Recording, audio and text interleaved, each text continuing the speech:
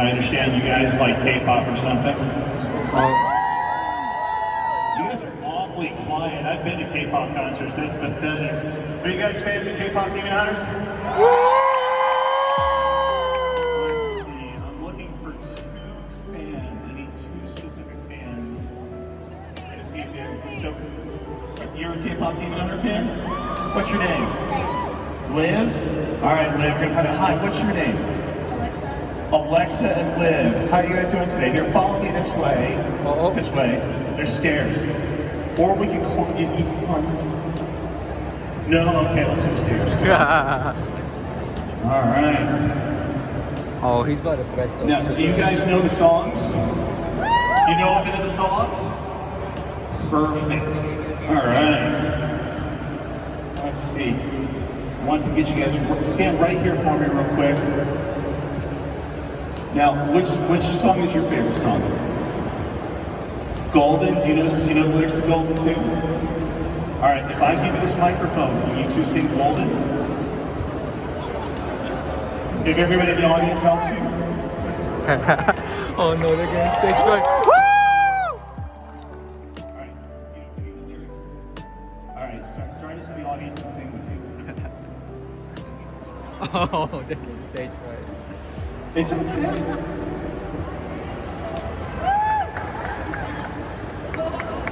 Everybody start singing.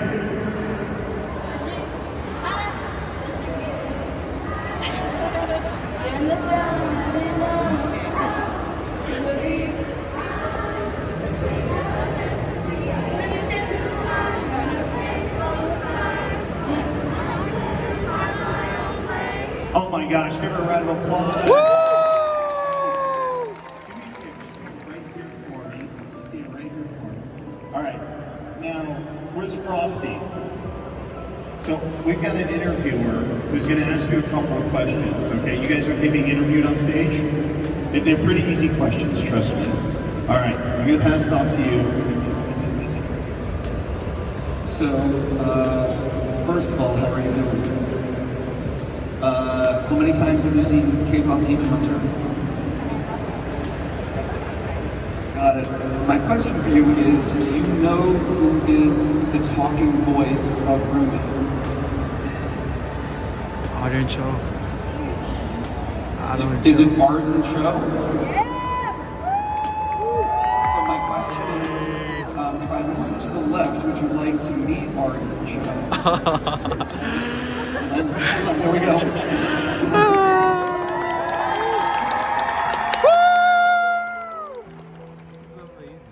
For being so brave, I have a gift for you guys. I brought it with me today, and I signed it. Is that okay? Yeah. Aww. Yeah. Group hug. Aww. Woo! Thanks for loading the movie.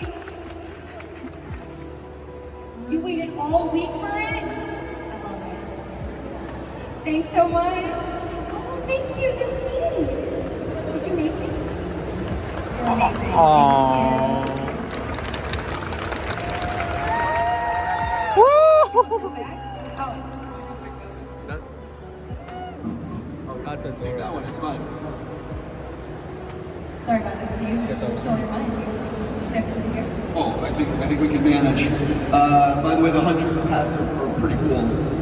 I know. I was wearing one on the way here from the night. Oh, for real? Yeah. You've actually been doing a whole bunch of press, I think, the last few days. I have.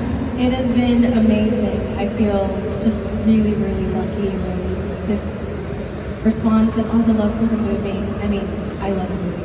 I hope you guys love the movie. I could be wrong. How many cons have you done? I've done a lot in my day, but Is this the first one for Kpop? it is. It's my first one in 10 years or so. That's crazy. So I got a ton of questions for you, so let's just jump on in. We're here at FanExpo Boston. A lot of people here like to collect things. I'm curious, is there anything that you like to collect? Oh man. I'm not a big collector, but I love trying food. So I feel like I'm a collector of finding good food to eat. And then, oh, actually, you know what? I lied. I started collecting these little like stuffed bunnies and the boo-boos. I'm a little late in the game, but I have 7 now. I feel like I now am entering the era of having a problem. I just want to point out you went from no collection to all of a sudden, wait a minute. I know, I forgot. I've been on like press and PR tour for 6 weeks. I've been sleeping like 2 hours a night, and so please forgive my slow brain. It's totally cool. I definitely am now collecting the boo-boos. I was going to say, here in Boston, very close to where we are, there's a place called Quincy Market. Have you heard of it? No, but I'm scared you're going to tell me they have cute little clothes. No, there's nothing to do with that. But talking about food, there's a lot of food stalls through the whole building with tons of different food. And you should totally check it out. It's literally, I could be wrong, but like 10 minutes from here? Like, it's super close. Okay, I see a lot of heads nodding, and if there's food, I'm there, so. You've been in a number of things besides K-pop. So I'm curious, if someone has never seen anything you've done, what is the first thing you'd like them watching and why? Oh, that's tough. It's so tough. I mean, right now, I've got to say Kpop Demon Hunters, but if you've never seen anything, you know, I'm gonna have to say Partner Track. I feel like a lot of people miss that one. Yeah, you should tell people it was on Netflix a few years ago. It was. I mean, it's still on Netflix now, but Partner Track was actually my first show where I led the show, and I feel like it was really special to me. We only did season 1, but it still exists, and I hope that you would watch it and love it because it's so dear to me. It's sort of the first project where I felt like I was able to put a little ownership of my identity. I snuck in some Korean, and it's actually based on a famous book. But they had made some changes. Our writers and showrunner are so amazing, and they sort of adjusted the main character Ingrid to be Korean. Because I was Korean, and I thought that was really special. I know it's probably impossible, but do you think with the popularity of this that it could lead to like, you know, a movie or like, you know, is that something you secretly still want? No, for Partner Track. Oh my goodness, I would love for some kind of sequel to Partner Track. I'm like, I have so much that I want to happen for Ingrid. I feel like season 1 was just laying out the groundwork. I love my cast to death. I was literally just talking to Alex the other day, who plays Rachel on the show, so she plays my character's best friend, and I mean, all of us were so devastated when it ended. But I feel like the cast, like, we love each other so much that we would love to have another opportunity, whether it would be like a movie of some sort or a season 2, a very late season 2. But yeah, I mean, you know, as an actor, we fall in love with our characters, and I feel like when the story isn't finished, it's like, it's so unsettling. And I'm like, wait, no, if you've watched it, wait, has anyone here seen it? Guess what? You have some homework. A little bit, okay. I feel like there's like 2 people here. No, but anyways, go watch it, it's fun, and yeah. You've worked on a number of things. What was the toughest shot or sequence of your career, and was it Teen Wolf? Oh my gosh, I love Kira. With Teen Wolf, I think I was younger and my body hurt less, so I was always down for anything. But oh man, did we do all sorts of things on that show, from like shooting in the rain to, you know, running on zero sleep, jumping off of buildings. Like, I mean, I accumulated quite a bit of injuries from that show, but it was worth it because Kira is just the best. She's so cool, and I'll always have a special part in my heart for her. But I will say there was, I want to believe it was season finale of season 4, that we had like a 24-hour shoot or so. I remember we were standing in the snow, you know, I'm holding my katana, like leaning on my guitar. And every time they yelled cut, we'd be standing there and I would definitely be sleeping for like a good 20 seconds, and then they'd be like rolling. I'm like, an action. And we're like, yes, we're here. We're awake, we're shooting, and we're fighting, and we're, okay, cut. Back to sleeping. Standing and sleeping is a skill. I don't think, a lot of people don't realize they think everything is so glamorous when making TV and movies, and I've been on sets, and it is as far from that as it can possibly be.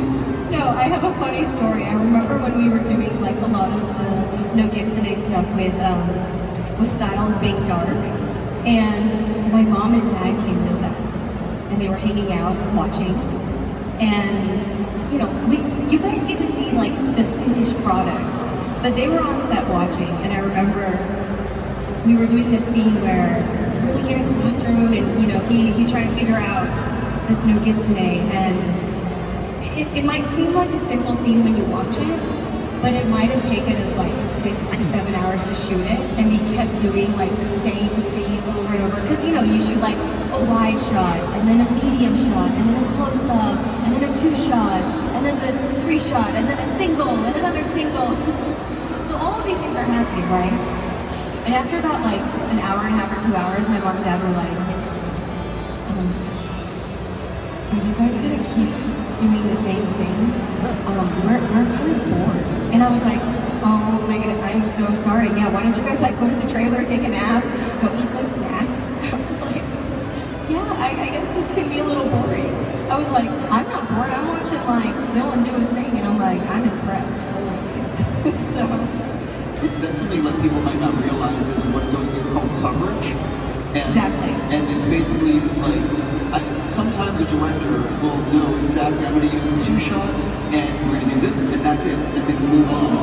But other times, they're like, well, we better get all the coverage because we don't know what shot we're going to use.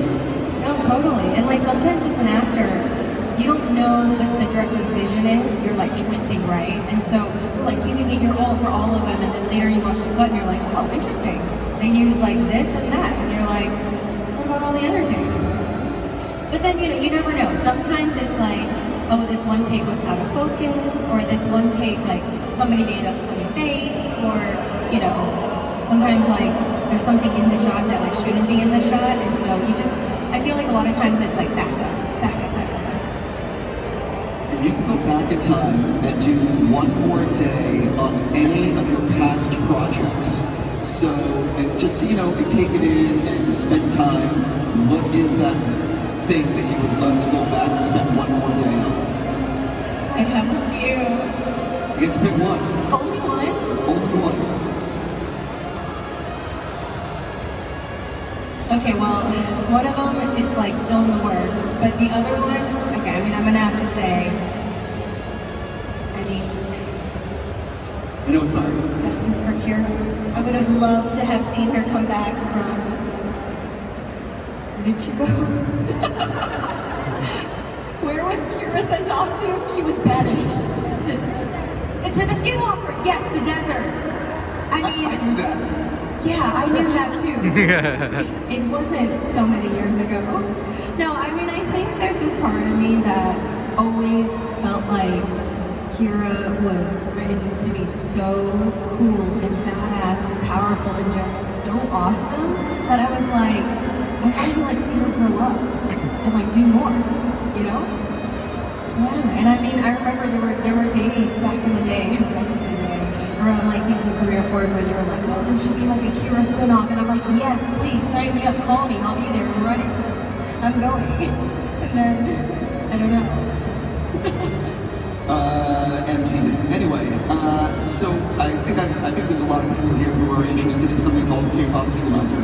We're hunters. I definitely have to ask you, what is it like? Because listen, when you're making something, you really don't know how it's going to turn out. You don't know if people are going to like it. You put faith in the directors, especially an animated movie. So what is it like now, where it's, I believe, the #1 animated movie of all time on Netflix, and it's going up the chart and could be the #1 movie of all time on Netflix. So what is it like for you being a part of something like this? Oh my god, it like makes me so emotional.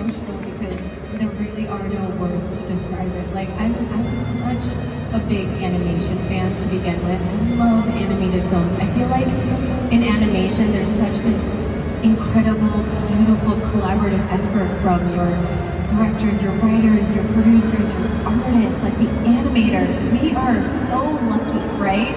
I mean, come on, in what world can you see K-pop idols doing a whole fight sequence on an airplane to it like breaking in half and then like flying off the airplane to land perfectly on stage and perform incredible choreo without a hair out of place, without like anything wrong, right? I feel like I like walk and my hair is out of place, you know?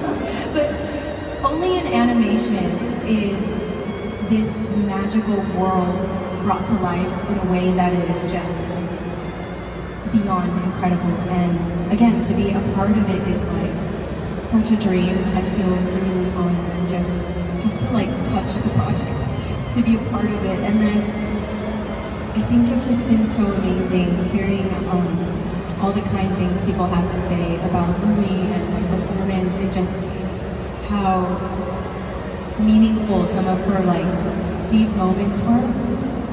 And it's interesting because I feel like for me, one of my favorite scenes was with Celine, when I'm like, no more lines. You know, like this is who I am. And for me, like as an actor, it was such like a healing moment, because when you do voiceover, it's literally you by yourself playing with a mic, with like everybody in the room staring at you, like this.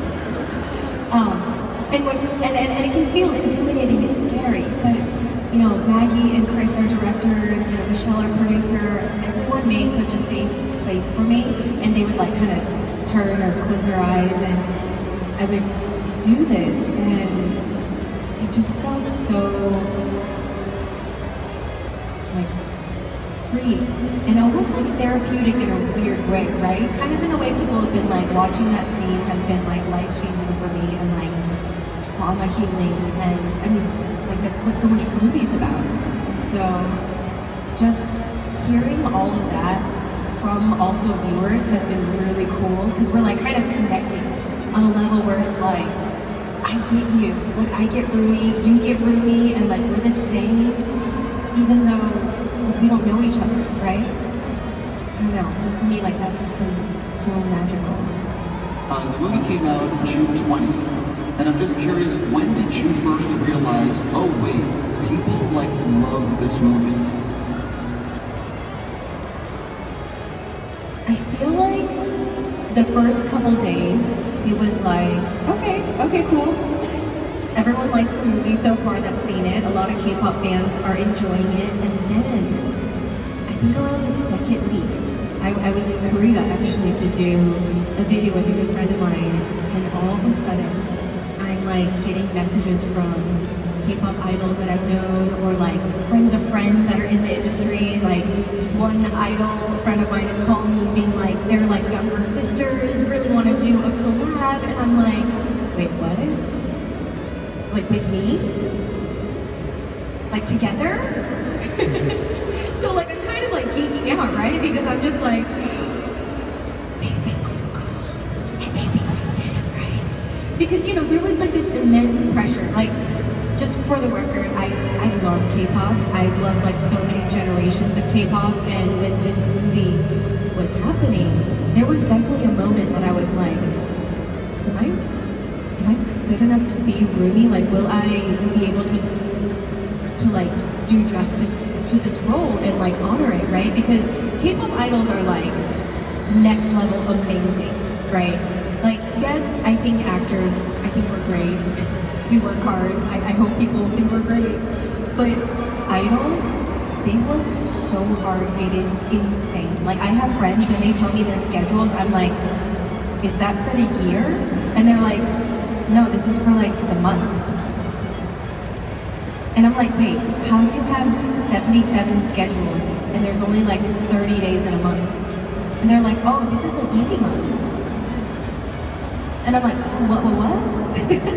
I'm like, I can barely travel and work the same day. But, you know, so idols have like this crazy work ethic and discipline. And again, they can kind of do it all. And so I think there was this pressure where I was like, I really want to do justice for Rumi, because she's the best. And she's the demon hunter. So I was like, oh dear. But then to have actual K-pop idols and stars who I'm like also a fan of, sort of enjoy it, respect it, and then like tell us we did a good job, I was like, oh my god, I'm not crying, I promise. We're so cool, yeah. Do you have a favorite song on the soundtrack? Every single song, and every day it changes. It's like some days I'm like, it's golden for sure, and then some days I'm like, it's how it's done, and then I'm like, no, it's Takedown. And then I'm like, you know what? I just want to listen to Soda all day long. So one of the messages that I really love about the movie is the message of acceptance. And can you talk about that aspect of the film and what you loved about your character? Yeah, I mean, that's the heart of the movie is something that is so meaningful and special to me. That's probably what makes me love Rumi so much and the movie so much, is that she really is all of us. Like, everybody has something that is their, like, I guess, pattern, right? Or their demon, whether it be, you know, anxiety or fear or imposter syndrome or shame, guilt, right? Like, whatever it may be, you might be struggling with or confused with. I think I love that the movie is about sort of looking at it face to face, accepting it, and being like, oh, this is a part of me. And that's not bad, right? Patterns or scars or whatever you might think it is or whatever it may be for you, I feel like that's what makes you beautiful. Like, that's what makes you who you are. Like, and for me, like, just as a human or as a person, I feel like there's so many different seasons in life where there were different things that were patterns for me, right? And whether it was I was ashamed of it and I wanted to like cover it up, or I wanted to hide it, you know, now I've come to a place where I think it really was like my 30s where I learned to accept a lot of who I was and just be happy with me, you know? I mean, it's like little stuff like, I don't know if it's little stuff, but it's like, you know, as a kid growing up in Texas, like, I was so ashamed of looking like me. I didn't know other Asian girls, or I didn't know people with, you know, dark hair, dark eyes, and I thought to be beautiful was to be blonde, to have blue eyes, or to be American. And then, like, you know, being an actor, like, I struggled so much with my image and my identity too. And then, like, you know, there were points in my career when I was modeling and I was always like, I hate that I'm short, or I hate that I'm not as, like, skinny as other girls, or like, I'm, you know, I wish I had long legs, or I wish I was prettier, I wish I was this. And it's like, why do we think all these things? I don't know, because you hear it or because people tell you. And as an actor, we hear no all the time, right? You guys see like the few jobs we do, but you don't see like the hundreds of auditions we essentially fail, or the hundreds of times we're told we're not good enough. And so, you know, you hear it enough and then you start believing it. But I think if you let that lead you, like, you lose yourself. But then I think I hit a point in my life where I was like, you know what? I like that I'm short. I get to wear really high heels. I have tall friends who can't wear heels, you know? And I like that. I mean, I love that I'm Korean American now, because I've always been like loving Korean food and K-pop and K-culture, but now it's like, so I'm like, oh yeah, I know where to get Kpop. I know where to get good Korean food, you know? Whereas like before it was like we'd be shy about it. And so, you know, I feel like there's like this whole new level of confidence every year almost as I accept more of like my essential patterns. And so I think I love that this movie does that for its viewers, right? I don't think anyone's sitting down expecting to like feel the feels and be crying when they finish Kpop Demon Hunters. But like, I joke and I'm like, if you have a heart, you do cry at some point in this movie. And if you don't, it's okay. I have a best friend who's seen it like 5 times and she never cries, but I love her to death. But Or is that what she tells you? that's true. She might be crying secretly. 100%. Or she might be looking at her. Again, 100%. So, I'm going to read this one. Some fans read Rumi and Jinu's relationship as a slow burn romance, while others see it as a deep but ultimately platonic bond. How do you personally interpret their connection? Okay, I'm not offended. Okay, I am sorry. If you watch that scene when Rumi's patterns are exposed and Jinu just like embraces her and hides it and protects her and wraps it up. Hello. In what world is that plutonic? Whoever thinks that is plutonic is the same person that's like, oh, this is my best friend. We're just best friends. We're just friends. He does everything for me. But he doesn't like me. No, I'm sorry. You are mistaken. He loves you. Loves you. Like, Jinu loves Rumi. And Rumi loves Jinu. I mean, hello. He is the first person, soul, demon, to see her and accept her and like protect her. But also like to be like, you should kind of like own up to who you are, right? Like you kind of called her out. And that's like kind of hot. I mean, but he literally changes her life. That relationship it transforms everything about her. Right, like the fact that Jinu sees her, and the second she starts like accepting it and being like, okay, you're right, this is who I am, like her voice heals. Like Jinu helps her heal. He helps her voice come back, and then on top of it, it is like the ultimate sacrifice, okay? You cannot say this is plutonic when Jinu literally dies, so I disappears for her. I'm sorry, I hate to say the word dies because in my mind I'm like, may there be a sequel and may he come back from the world. So I want to say that. Like, I know obviously like in the movie, he like, in some way dies, but... Where does he? Exactly, does he? It is an animation and it's magical and, you know, I had a friend point out, he's always been dead, like he was a demon. So, in a sense, like he was like dead and maybe a little more dead, but not really dead. Does that work? You feel me, right? Okay, everybody's nodding, we all agree. So in this magical world of K-pop demon hunters, like, and of course, I have definitely hounded Maggie and Chris and been like, tell me the truth. What does it mean? And, because, you know, in the end, we're just actors. Like, I'm just merely an actor. I have zero power. I have no idea.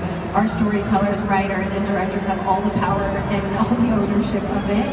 And they did it perfect, though. Even though some people got mad, like, our poor directors got some death threats. But, I mean, they... Damn. Yeah, but, okay, hear me out. If he did not sacrifice or do what he did, this movie would not have had the response that it did, right? Like, yes, I know it's painful. Yes, I know we're all mad, but like, we're like mad in a good way, right? I just want to point out that of all the questions I've asked, this one was the one that got people amped. I know, it's on everyone's head. I see you guys right here. There was a lot of energy on that one. A lot. You know what I mean? Yeah, so this is, I'm gonna do we're gonna get to something called Get to Know Arden Cho, and that is the this or that game. Are you ready? I think so. Barbecue or Tex-Mex? Barbecue. Clam chowder or lobster roll? Clam chowder. Boston cream pie or cannoli? Oh my goodness, it's tough. I'm not a huge desserts person. I'm gonna say pie, because cannoli sometimes are a little too sweet for me. Demons or werewolves?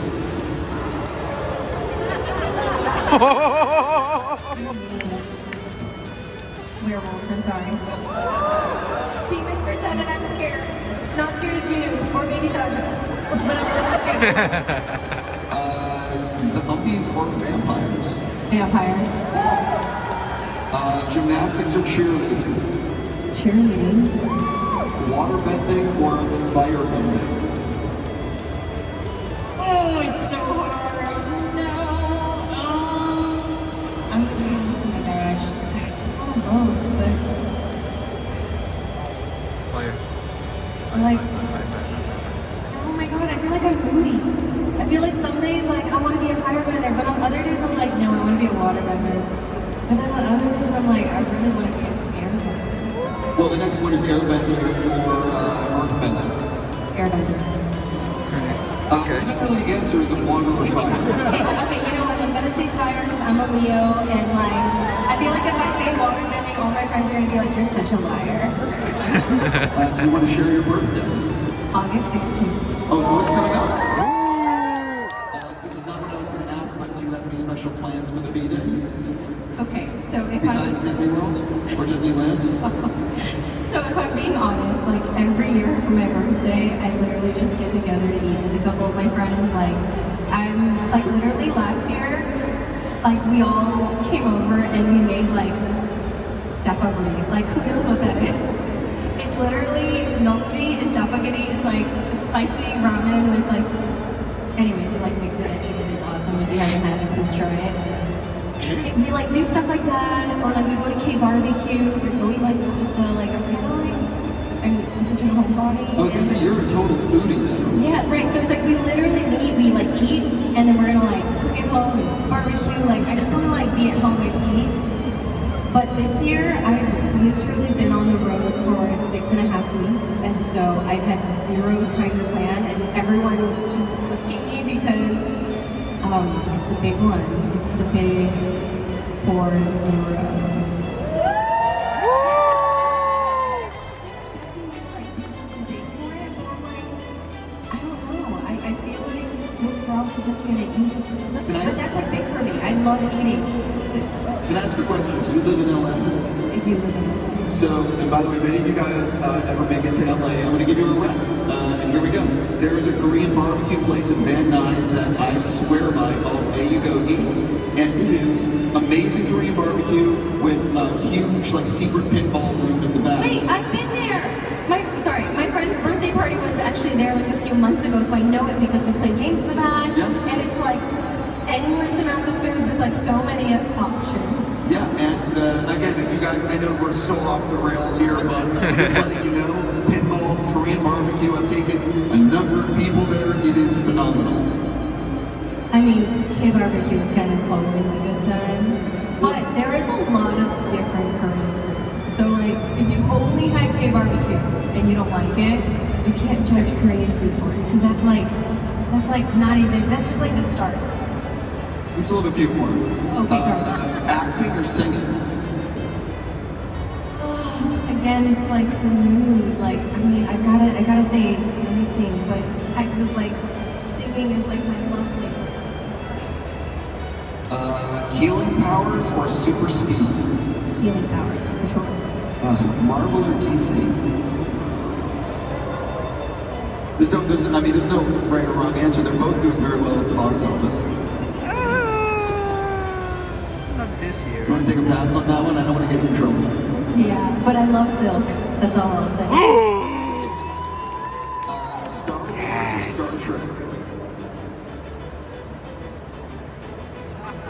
Probably Star Wars. Okay, these are a few that are not listed here, but let me think about this. Breaking Bad or Game of Thrones? Breaking Bad. Oh my goodness, Breaking Bad. Why Like, we love it's like that? my dream to be like Walter White. I mean, like on the show. Because he's so cool. I Like, just want to say we've learned a lot about you tonight. okay. A lot. I know, maybe too much. Maybe I should like, okay, please don't clip that and like put that on the internet and make people think I'm crazy, okay? I just mean like, as an actor, okay? As an actor, when I watch shows like Breaking Bad or like Weeds, I'm like, oh my gosh, they're so cool. Like, I want to be cool like that. Not that I like encourage any of that behavior. Don't do that. Like literally, I'm pretty square and boring. So like, I live a very like, pretty boring life. Except when she's making crystal meth with Jesse. Jesse!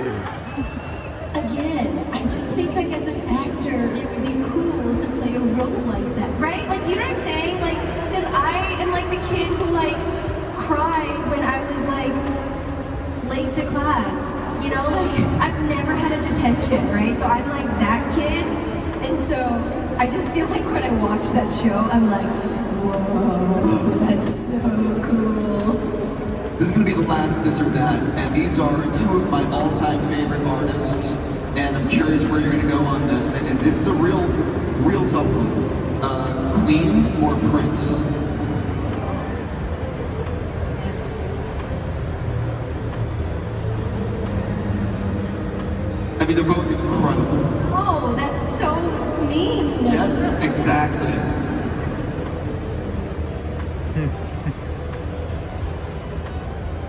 My heart hurts. Prince. By the way, there's no wrong answer. I know there's no wrong answer, but it's like I cannot choose. We'll move on. So these are some fan questions. Hey from New York said, what was your experience portraying Kira on Teen Wolf, and how did it impact your career trajectory? Kira is so special to me. I was such a new actor. I was really green. I feel like I grew up on Teen Wolf, and you know, to jump onto a show that has such an amazing fandom and so much love and respect. Again, there's so much pressure, right? Because you're like, I wanna fit in, and I want people to like me, and all these things. But I was also really new and green and sort of learning on the show. But then at the same time, Kira was like so cool and had such a very different high school experience than I did. And so I will always be so thankful to Kira because I kind of lived out the high school experience I dreamed of having through Kira, and I feel like I learned a lot of confidence from her. And of course, like, she adopted some of like my clumsiness and awkwardness. Like, it was so funny, like, there's that scene where Kira falls down the stairs, and I remember our writer specifically wrote that in because I would fall on set all the time because I just fall like walking. I have 2 left feet. I fall all the time. I like trip, I get back up, and I'm like, hi.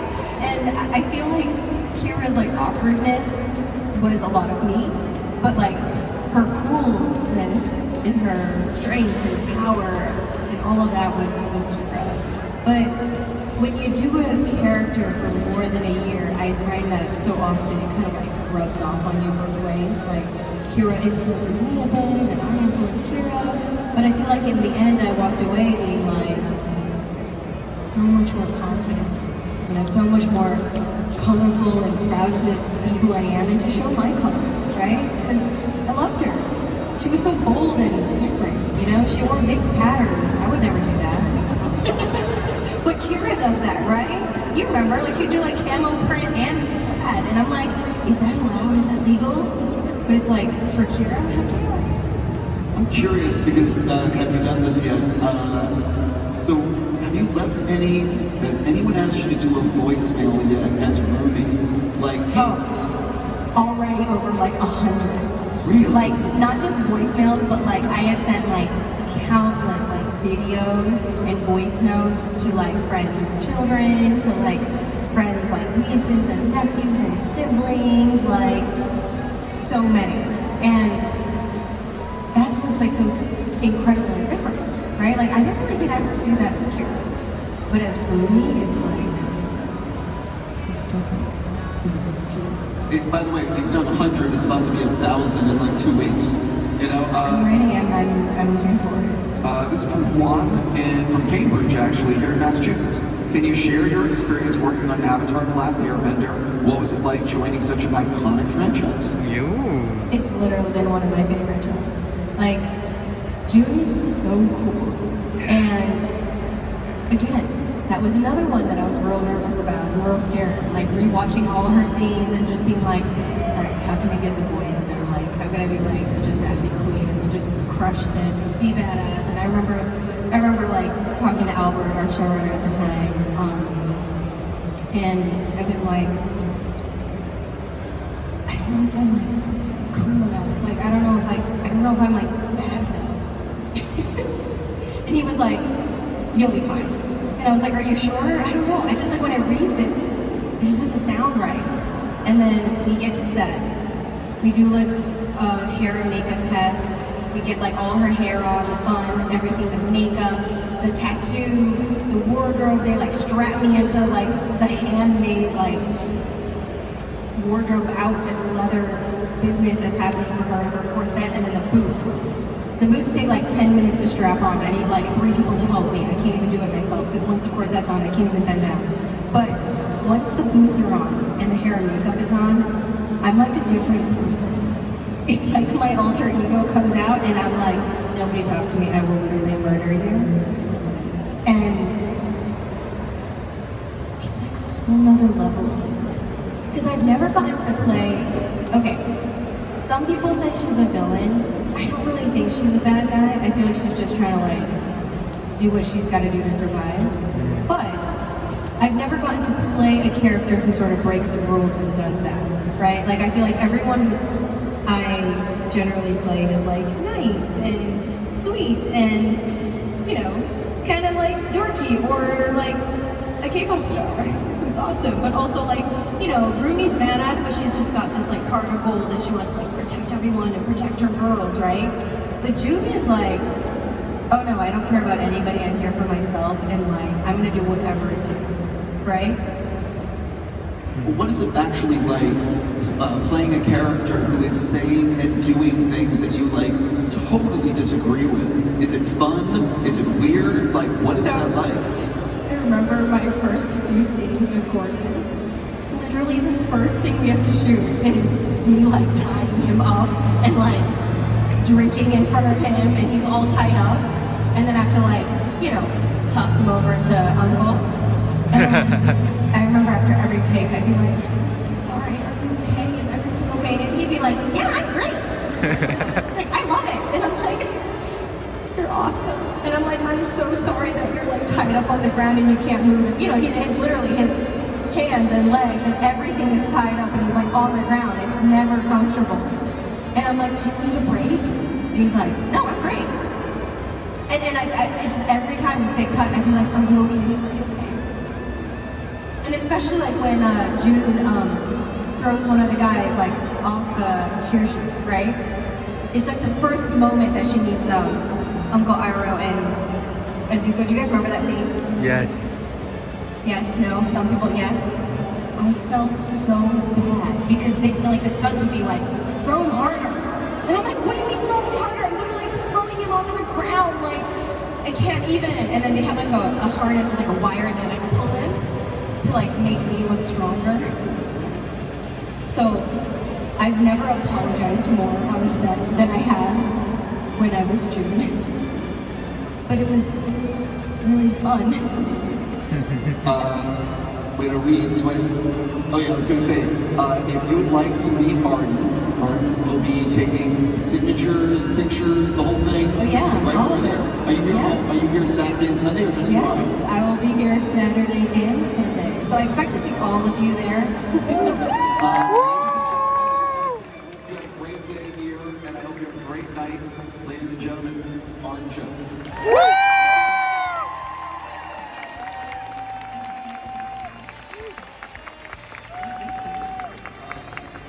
Seriously, everybody have a great night.